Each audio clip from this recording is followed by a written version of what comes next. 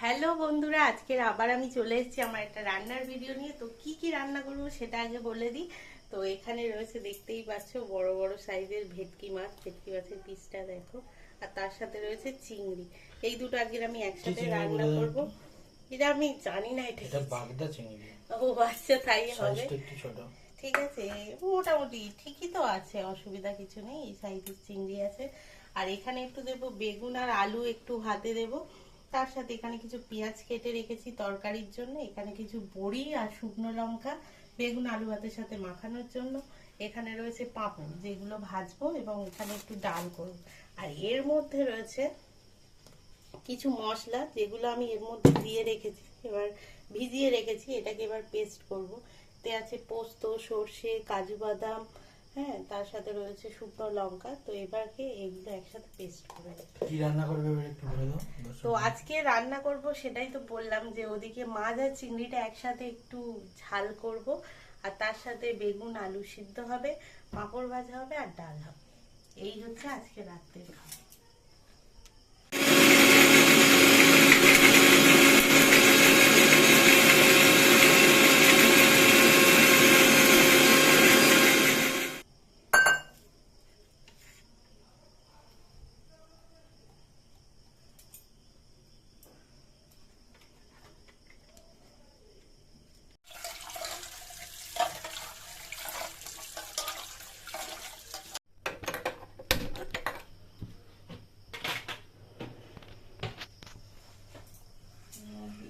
প্রথমে ডাল তো ওদিকে বসিয়ে দিয়েছি, এবার পাঁপড়টা আমি ভেজে নেবো আগে। কারণ পাঁপড়টা আগে ভেজে নিলে কি হবে, ওই তেলে আর কি রান্নাটা করা যাবে।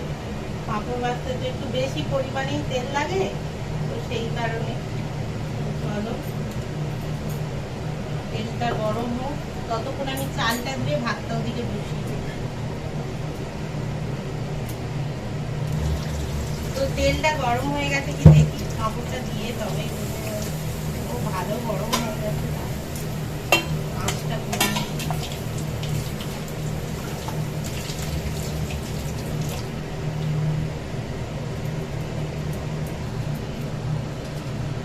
তো দেখো বন্ধুরা, এখানে আমার পাঁপড়টা তো ভাজা হয়ে গেছে। তো এটা রেখে দিয়ে এবার আমি ওদিকে ভাতটা হচ্ছে কি বসিয়ে ভাত পেপার বলবার থেকে একটা প্লাস্টিকের মতো পাঁপড় কাটা রেখে দিই। হলো, এবার এর মধ্যে আমি একটু বড়ি ভেজে নেব আর শুকনো লঙ্কা, যেগুলো ওই সিদ্ধটা আর কি মাখাতে আমার কাজে লাগবে। বড়ি কটা আগে দিলে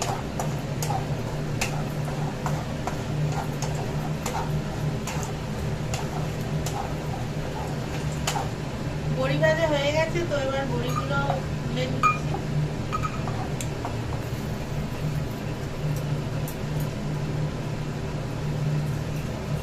যেকোনো একটু সিদ্ধতে বড়ি আর লঙ্কা ভাজা দিলে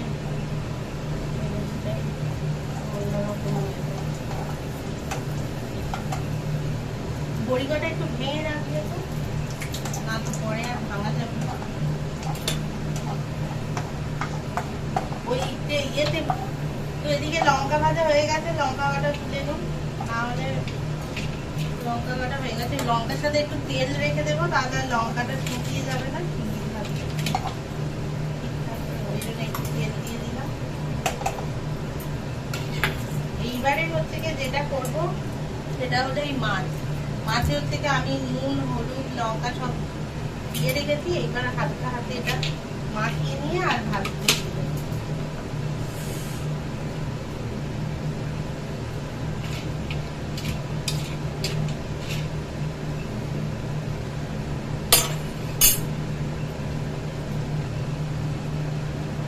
তো ওই ভেটকি মাছগুলো এবার আস্তে আস্তে তেলের উপর ছেড়ে দেবো।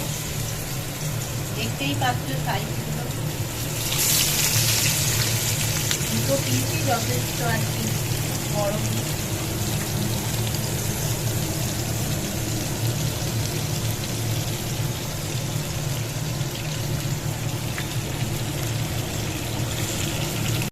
তো ডালটা প্রায় সিদ্ধ হয়ে গেছে, অল্প একটু নুন দিয়ে দেবো,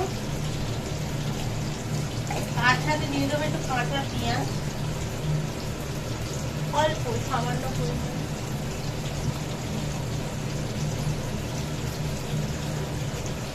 আর দিয়ে দেবো দুটো কাঁচা লঙ্কা। এটা ছুরি দাও তো।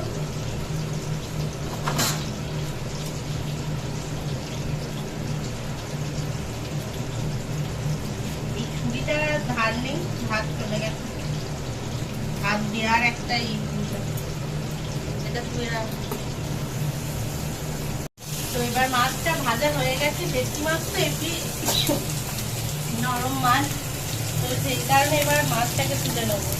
দেখো মাছের সাইজগুলো তো আজকে বিশাল, মানে মন ভরে যাওয়ার মতো সাইজ হয়ে গেল। এবার চিংড়ি কটা দিয়ে দেবো, দিয়ে হালকা আমাদের ভেজে নেবো 30-40 সেকেন্ড। তার বেশি চিংড়িটা আমি একদমই ভাজবো না।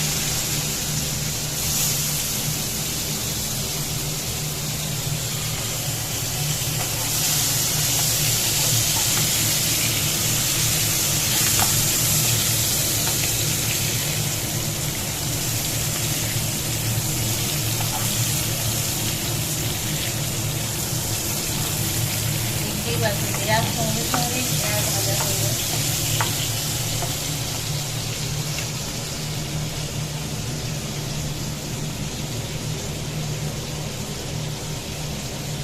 চিংড়িটা তুলে নেব।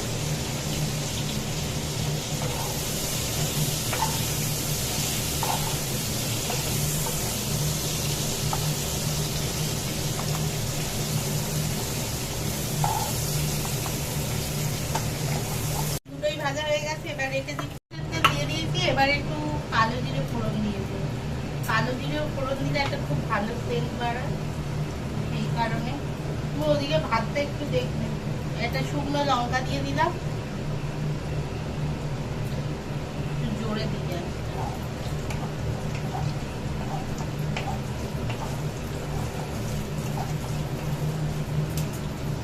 একটু পেঁয়াজ দিয়ে দিই।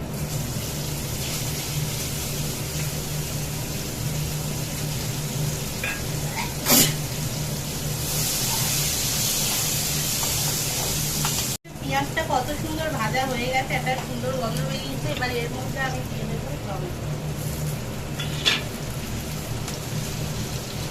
একটা গোটাই বড় টমেটো দিয়েছি, যেটার হাফ হচ্ছে কি ওই মশলার পেস্টের সাথে দিয়েছি, আর হাফ হচ্ছে কি এর সাথে দিয়েছি।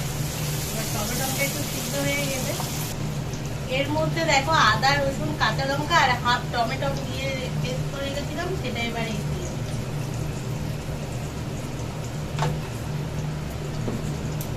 এবার এটাকে একটু কিছুক্ষণ মশলাটা বসাতে হবে, যতক্ষণ না তেল ছেড়ে যায়।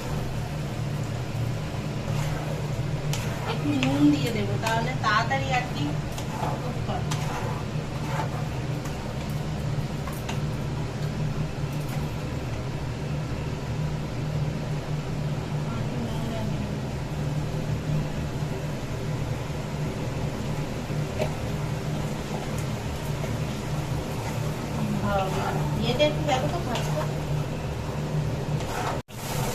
তো এখানে দেখো মশলাটা ভাজা হয়ে গেছে এবং তেল ছেড়ে দিয়েছে মশলা থেকে, আর একটা ভালো গন্ধও বেরিয়ে গেছে। এই কারণে এবার এর মধ্যে আমি এক এক করে সব মশলা দিয়ে দেবো। তো প্রথমে দিয়ে দেবো কিছুটা হলুদ, তারপরে দিয়ে দেবো শুকনো লঙ্কা। যদিও যে লঙ্কার পেস্ট দেওয়া আছে ভালো হবে। এবার এটাকে ভালো করে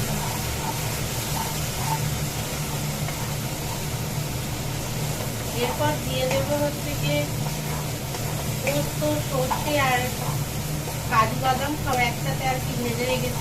এখানে আছে পোস্ত, সর্ষে, কাজু বাদাম, শুকনো লঙ্কা সব কিছু দিয়ে ভাজা আছে। সেই পেস্টটাই এবার এর মধ্যে ভালো করে দিয়ে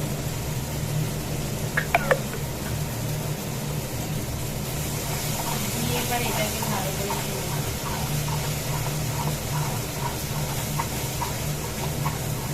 এখানে মশলাটা প্রায় কষানো হয়ে গেছে। এবার একটু জল দিয়ে দেবো, প্রথম অল্প অল্প করে জল দেবো।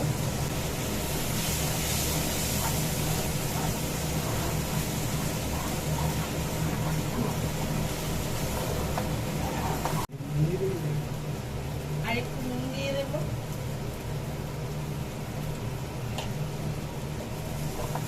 এই মশলাটা বাদাম আছে তো একটু ইয়ে করলেই মটন হয়ে যাবে।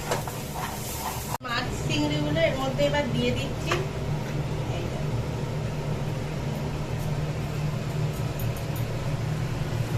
দিয়ে এটা ভালো করে গায়ে গ্রেভিগুলো মাখিয়ে দেবো। দিয়ে যদি অল্প আরেকটু জল দেবো, কিন্তু তার আগে এগুলো একটু ভালো করে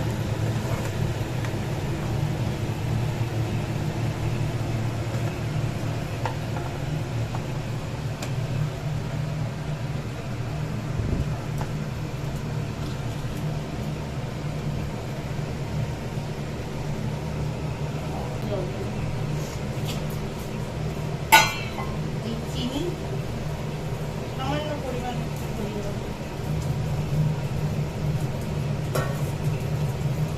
যেহেতু কাজু বাদাম কিশমিশ আছে তো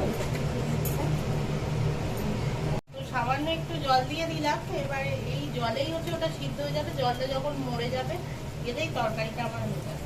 ব্যাস, আর কিছু করার নেই। যা দেওয়ার সব কিছু দেওয়া হয়ে গেছে, সুন্দর হয়ে গেছে। তবে স্টিকটাও আরো অনেক মানে সুন্দর চলে আসবে। রংটাও যত ফুটবে তো মানে একটা অন্যরকম রং চলে আসবে। চলো হয়ে যাক, খেলে দেখি।